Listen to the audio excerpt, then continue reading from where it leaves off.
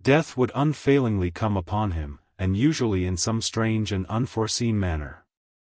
So perfect was the organization of the society, and so systematic its methods, that there is hardly a case upon record where any man succeeded in braving it with impunity, or in which any of its outrages were traced home to the perpetrators. For some years the organization flourished in spite of the efforts of the United States government and of the better classes of the community in the South. Eventually, in the year 1869, the movement rather suddenly collapsed, although there have been sporadic outbreaks of the same sort since that date. You will observe, said Holmes, laying down the volume, that the sudden breaking up of the society was coincident with the disappearance of Openshaw from America with their papers. It may well have been cause and effect. It is no wonder that he and his family have some of the more implacable spirits upon their track. You can understand that this register and diary may implicate some of the first men in the South, and that there may be many who will not sleep easy at night until it is recovered. Then the page we have seen is such as we might expect. It ran, if I remember right, sent the pips to A, B, and C, that is, sent the society's warning to them. Then there are successive entries that A and B cleared, or left the country, and finally that C was visited, with, I fear, a sinister result for C. Well, I think, Doctor, that we may let some light into this dark place, and I believe that the only chance young Openshaw has in the meantime is to do what I have told him. There is nothing more to be said or to be done tonight, so hand me over my violin and let us try to forget for half an hour the miserable weather and the still more miserable ways of our fellow men. It had cleared in the morning, and the sun was shining with a subdued brightness through the dim veil which hangs over the great city. Sherlock Holmes was already at breakfast when I came down. "You will excuse me for not waiting for you," said he. I foresee, a very busy day before me in looking into this case of young Openshaw's." "What steps will you take?" I asked. "It will very much depend upon the results of my first inquiries. I may have to go down to Horsham, after all." "You will not go there first?" "No, I shall commence with the city. Just ring the bell and the maid will bring up your coffee." As I waited, I lifted the unopened newspaper from the table and glanced my eye over it. It rested upon a heading which sent a chill to my heart. "Holmes," I cried, "you are too late." "Ah," said he, laying down his cup, "I feared as much. How was it done?" He spoke calmly, but I could see that he was deeply moved. My eye caught the name of Openshaw, and the heading, "Tragedy near Waterloo Bridge." Here is the account: "Between 9 and 10 last night Police Constable Cook, of the H Division, on duty near Waterloo Bridge, heard a cry for help and a splash in the water." The night, however, was extremely dark and stormy, so that, in spite of the help of several passers-by, it was quite impossible to effect a rescue. The alarm, however, was given, and, by the aid of the water police, the body was eventually recovered. It proved to be that of a young gentleman whose name, as it appears from an envelope which was found in his pocket, was John Openshaw, and whose residence is near Horsham. It is conjectured that he may have been hurrying down to catch the last train from Waterloo Station, and that in his haste and the extreme darkness he missed his path and walked over the edge of one of the small landing places for river steamboats. The body exhibited no traces of violence, and there can be no doubt that the deceased had been the victim of an unfortunate accident, which should have the effect of calling the attention of the authorities to the condition of the riverside landing stages. We sat in silence for some minutes, Holmes more depressed and shaken than I had ever seen him. "That hurts my pride, Watson," he said at last. It is a petty feeling, no doubt, but it hurts my pride. It becomes a personal matter with me now, and, if God sends me health, I shall set my hand upon this gang. That he should come to me for help, and that I should send him away to his death. He sprang from his chair and paced about the room in uncontrollable agitation, with a flush upon his sallow cheeks and a nervous clasping and unclasping of his long thin hands. "They must be cunning devils," he exclaimed at last. "How could they have decoyed him down there? The embankment is not on the direct line to the station. The bridge, no doubt, was too crowded, even on such a night, for their purpose. Well, Watson, we shall see who will win in the long run. I am going out now." "To the police?" "No, I shall be my own police. When I have spun the web they may take the flies, but not before. All day I was engaged in my professional work, and it was late in the evening before I returned to Baker Street. Sherlock Holmes had not come back yet. It was nearly 10 o'clock before he entered, looking pale and worn. He walked up to the sideboard, and tearing a piece from the loaf he devoured it voraciously, washing it down with a long draught of water. "You are hungry," I remarked. "Starving." It had escaped my memory. "I have had nothing since breakfast." "Nothing?" "Not a bite." "I had no time to think of it." "And how have you succeeded?" "Well. You have a clue?" "I have them in the hollow of my hand. Young Openshaw shall not long remain unavenged. Why, Watson, let us put their own devilish trademark upon them. It is well thought of." "What do you mean?" He took an orange from the cupboard, and tearing it to pieces he squeezed out the pips upon the table. Of these he took 5 and thrust them into an envelope. On the inside of the flap he wrote, S.H. for J. Oh, then he sealed it and addressed it to Captain James Calhoun, Bark_Lone Star_, Savannah, Georgia. "That will await him when he enters port," said he, chuckling. "It may give him a sleepless night. He will find it as sure a precursor of his fate as Openshaw did before him." "And who is this Captain Calhoun?" "The leader of the gang." "I shall have the others, but he first."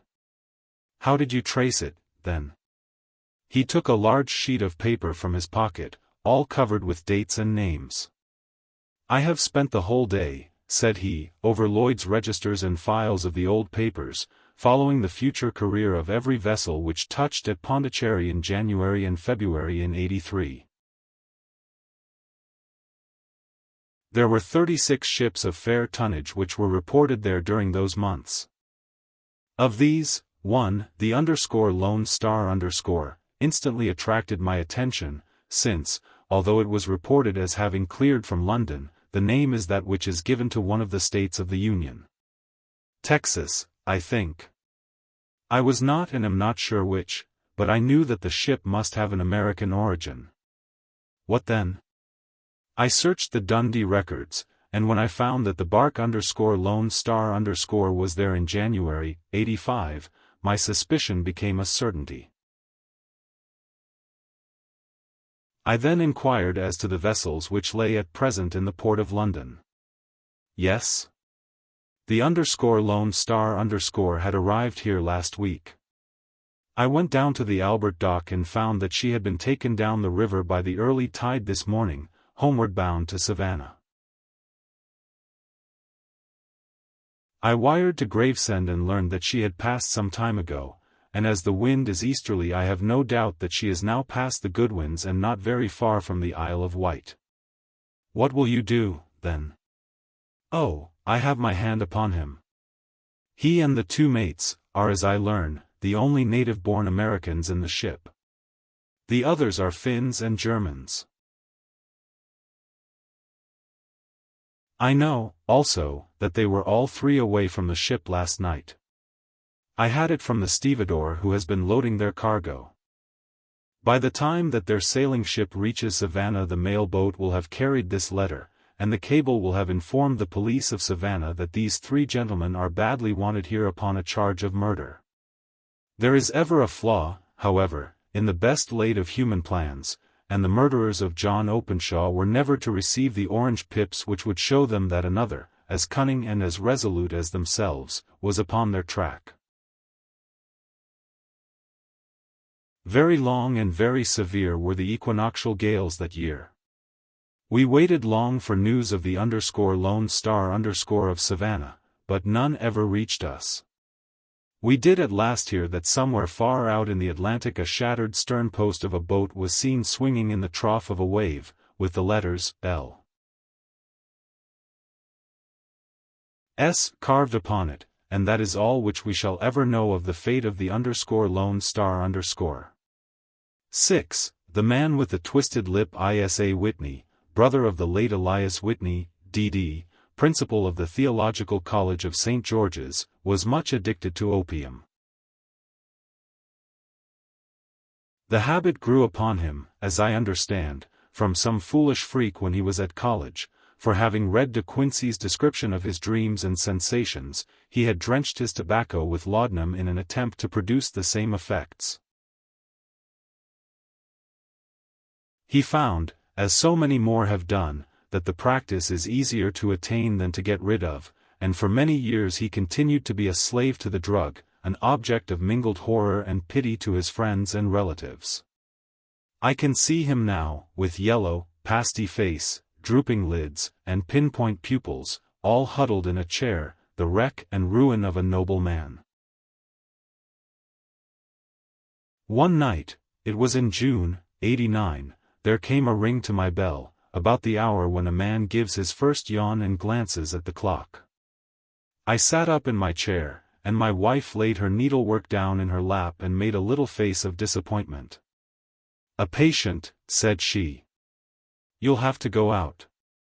I groaned, for I was newly come back from a weary day. We heard the door open, a few hurried words, and then quick steps upon the linoleum.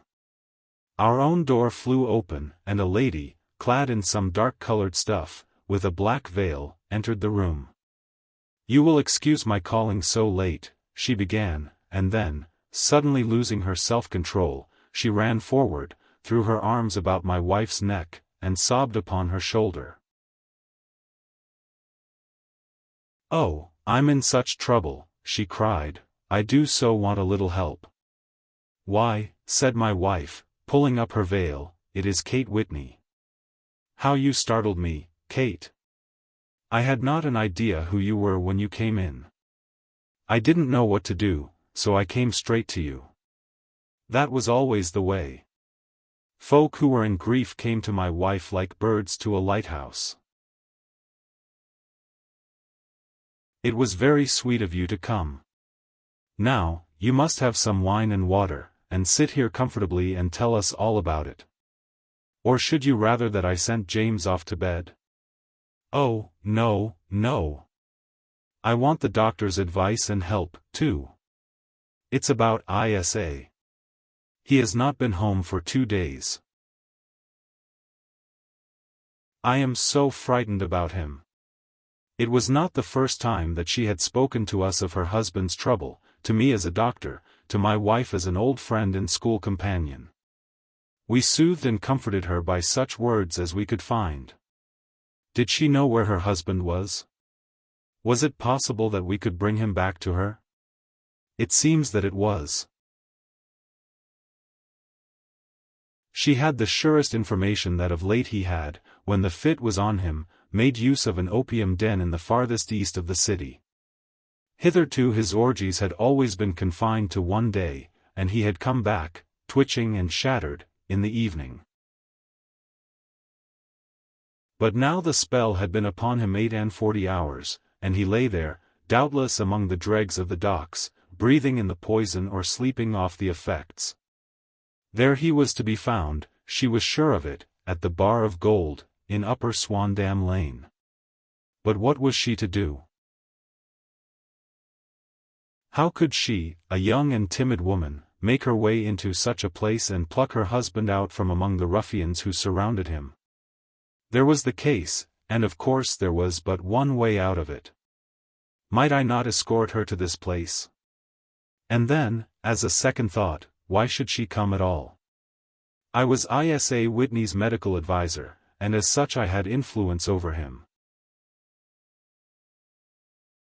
I could manage it better if I were alone.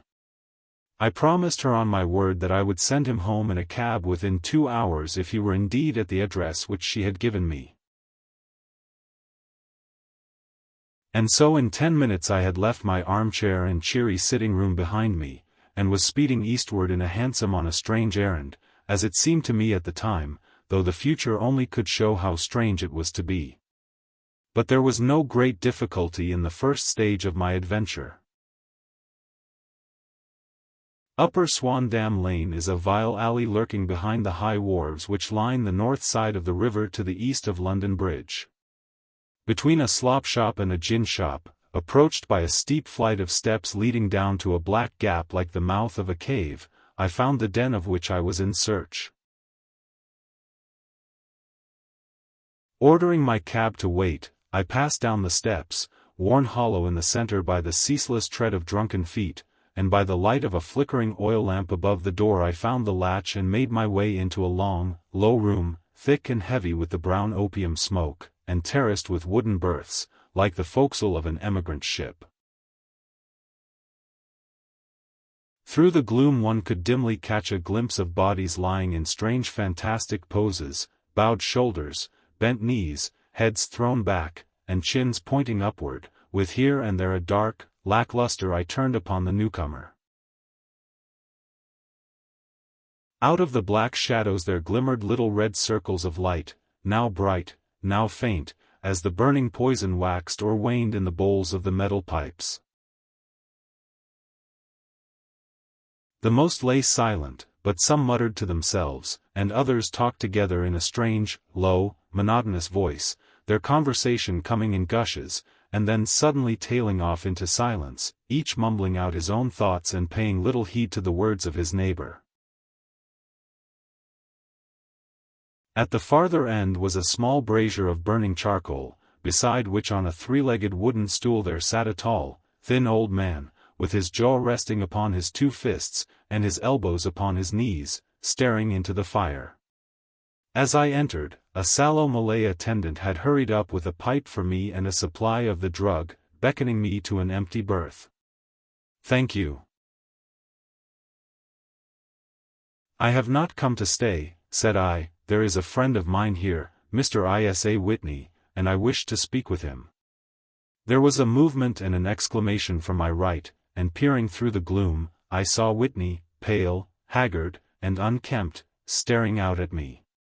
"My God! It's Watson," said he. He was in a pitiable state of reaction, with every nerve in a twitter. "I say, Watson, what o'clock is it?" "Nearly 11. "Of what day?" "Of Friday, June 19th. "Good heavens! I thought it was Wednesday." "It is Wednesday.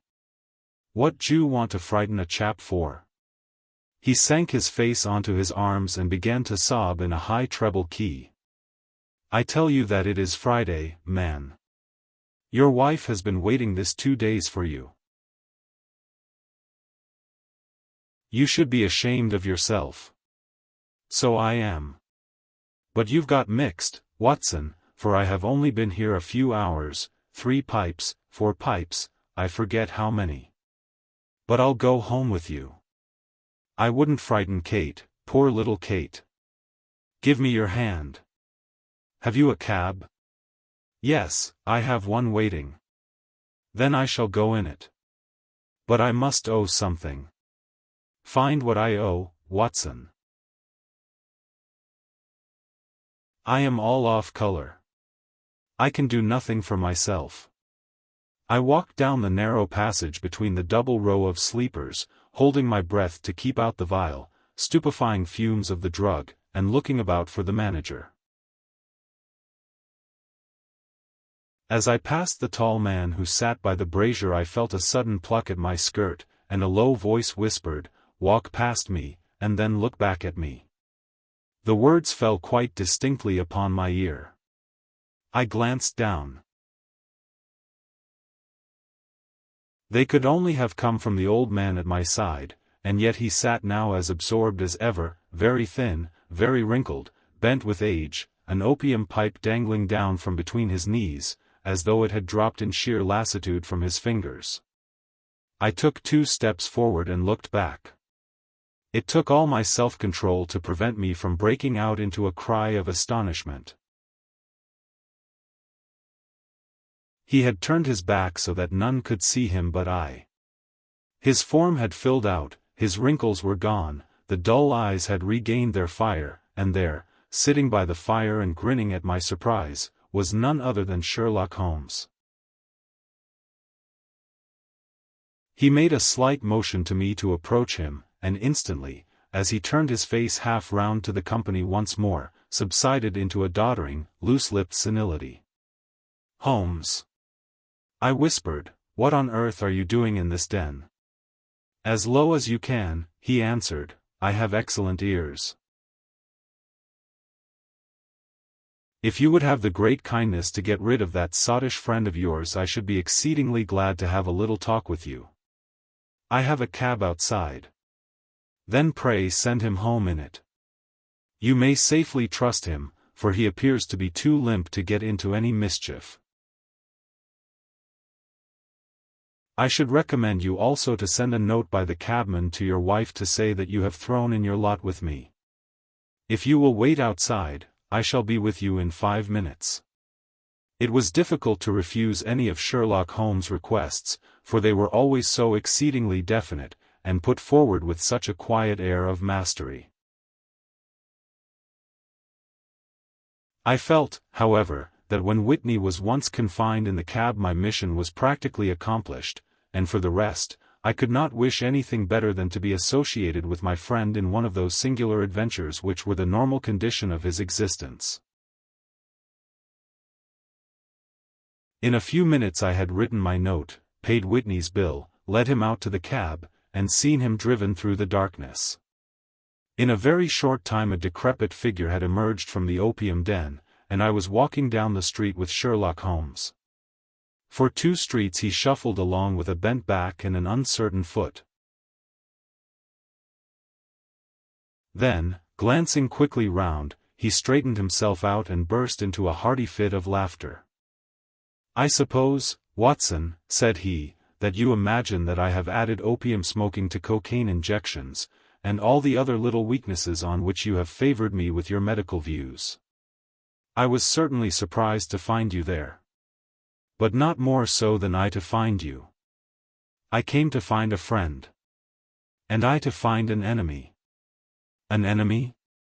"Yes, one of my natural enemies, or, shall I say, my natural prey. Briefly, Watson, I am in the midst of a very remarkable inquiry, and I have hoped to find a clue in the incoherent ramblings of these sots, as I have done before now.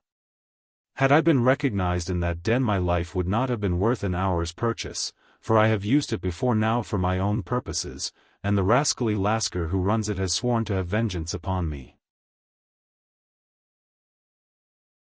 There is a trapdoor at the back of that building, near the corner of Paul's Wharf, which could tell some strange tales of what has passed through it upon the moonless nights." "What? You do not mean bodies?" "Aye, bodies, Watson. We should be rich men if we had £1,000 for every poor devil who has been done to death in that den. It is the vilest murder trap on the whole riverside, and I fear that Neville St. Clair has entered it never to leave it more. But our trap should be here." He put his 2 forefingers between his teeth and whistled shrilly, a signal which was answered by a similar whistle from the distance, followed shortly by the rattle of wheels and the clink of horses' hoofs. "Now, Watson," said Holmes, as a tall dog-cart dashed up through the gloom, throwing out 2 golden tunnels of yellow light from its side lanterns. "You'll come with me, won't you? If I can be of use." "Oh, a trusty comrade is always of use, and a chronicler still more so. My room at the Cedars is a double-bedded one." "The Cedars?" "Yes, that is Mr. St. Clair's house. I am staying there while I conduct the inquiry." "Where is it, then?" "Near Lee, in Kent. We have a 7-mile drive before us." "But I am all in the dark." "Of course you are. You'll know all about it presently. Jump up here." "All right, John, we shall not need you. Here's half a crown. Look out for me tomorrow, about 11. Give her her head." "So long, then." He flicked the horse with his whip, and we dashed away through the endless succession of somber and deserted streets, which widened gradually, until we were flying across a broad balustrade bridge, with the murky river flowing sluggishly beneath us. Beyond lay another dull wilderness of bricks and mortar, its silence broken only by the heavy, regular footfall of the policeman, or the songs and shouts of some belated party of revelers. A dull rack was drifting slowly across the sky, and a star or two twinkled dimly here and there through the rifts of the clouds. Holmes drove in silence, with his head sunk upon his breast, and the air of a man who is lost in thought, while I sat beside him, curious to learn what this new quest might be which seemed to tax his powers so sorely, and yet afraid to break in upon the current of his thoughts. We had driven several miles, and were beginning to get to the fringe of the belt of suburban villas, when he shook himself, shrugged his shoulders, and lit up his pipe with the air of a man who has satisfied himself that he is acting for the best. "You have a grand gift of silence, Watson," said he. "It makes you quite invaluable as a companion. 'Pon my word, it is a great thing for me to have someone to talk to, for my own thoughts are not over-pleasant. I was wondering what I should say to this dear little woman tonight when she meets me at the door. You forget that I know nothing about it. I shall just have time to tell you the facts of the case before we get to Lee. It seems absurdly simple, and yet, somehow I can get nothing to go upon. There's plenty of thread, no doubt, but I can't get the end of it into my hand. Now, I'll state the case clearly and concisely to you, Watson, and maybe you can see a spark where all is dark to me. Proceed, then. Some years ago, to be definite, in May, 1884, there came to Lee a gentleman, Neville St. Clair by name, who appeared to have plenty of money. He took a large villa, laid out the grounds very nicely, and lived generally in good style. By degrees he made friends in the neighborhood, and in 1887 he married the daughter of a local brewer, by whom he now has 2 children. He had no occupation, but was interested in several companies and went into town as a rule in the morning, returning by the 5:14 from Cannon Street every night. Mr. St. Clair is now 37 years of age, is a man of temperate habits, a good husband, a very affectionate father, and a man who is popular with all who know him. I may add that his whole debts at the present moment, as far as we have been able to ascertain, amount to £88 10_s_, while he has £220 standing to his credit in the Capital and Counties Bank. There is no reason, therefore, to think that money troubles have been weighing upon his mind. Last Monday Mr. Neville St. Clair went into town rather earlier than usual, remarking before he started that he had 2 important commissions to perform, and that he would bring his little boy home a box of bricks. Now, by the merest chance, his wife received a telegram upon this same Monday, very shortly after his departure, to the effect that a small parcel of considerable value which she had been expecting was waiting for her at the offices of the Aberdeen Shipping Company. Now, if you are well up in your London, you will know that the office of the company is in Fresno Street, which branches out of Upper Swandam Lane, where you found me tonight. Mrs. St. Claire had her lunch, started for the city, did some shopping, proceeded to the company's office, got her packet, and found herself at exactly 4:35 walking through Swandam Lane on her way back to the station. Have you followed me so far? It is very clear. If you remember, Monday was an exceedingly hot day, and Mrs. St. Claire walked slowly, glancing about in the hope of seeing a cab, as she did not like the neighborhood in which she found herself. While she was walking in this way down Swandam Lane, she suddenly heard an ejaculation or cry, and was struck cold to see her husband looking down at her and, as it seemed to her, beckoning to her from a second-floor window. The window was open, and she distinctly saw his face, which she describes as being terribly agitated. He waved his hands frantically to her, and then vanished from the window so suddenly that it seemed to her that he had been plucked back by some irresistible force from behind. One singular point which struck her quick feminine eye was that although he wore some dark coat, such as he had started to town in, he had on neither collar nor necktie. Convinced that something was amiss with him, she rushed down the steps, for the house was none other than the opium den in which you found me tonight, and running through the front room she attempted to ascend the stairs which led to the first floor. At the foot of the stairs, however, she met this Lascar scoundrel of whom I have spoken, who thrust her back and, aided by a Dane, who acts as assistant there, pushed her out into the street. Filled with the most maddening doubts and fears, she rushed down the lane and, by rare good fortune, met in Fresno Street a number of constables with an inspector, all on their way to their beat. The inspector and two men accompanied her back, and in spite of the continued resistance of the proprietor, they made their way to the room in which Mr. St. Clair had last been seen. There was no sign of him there. In fact, in the whole of that floor there was no one to be found save a crippled wretch of hideous aspect, who, it seems, made his home there. Both he and the Lascar stoutly swore that no one else had been in the front room during the afternoon. So determined was their denial that the inspector was staggered, and had almost come to believe that Mrs. St. Clair had been deluded when, with a cry, she sprang at a small deal box which lay upon the table and tore the lid from it. Out there fell a cascade of children's bricks. It was the toy which he had promised to bring home. This discovery, and the evident confusion which the cripple showed, made the inspector realize that the matter was serious.